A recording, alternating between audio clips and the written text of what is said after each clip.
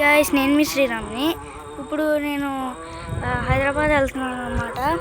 ఇదిగోండి మా భీమవరం జంక్షన్ అన్నమాట. ఇది చాలా పెద్ద అప్గ్రేడ్ చేశారన్నమాట. చాలా ఇక్కడ ఇప్పటికీ తిరుపతి ధర్మవరం ఎక్స్ప్రెస్ అయితే వెళ్తుంది. మా ట్రైన్ నెంబర్ వచ్చేసరికి 17255 అనమాట. 7:45 కార్ 7:30కి వస్తుంది. అలాగా ఇప్పుడు మాదైతే B1, అది B1 అన్నమాట. ఇదిగోండి,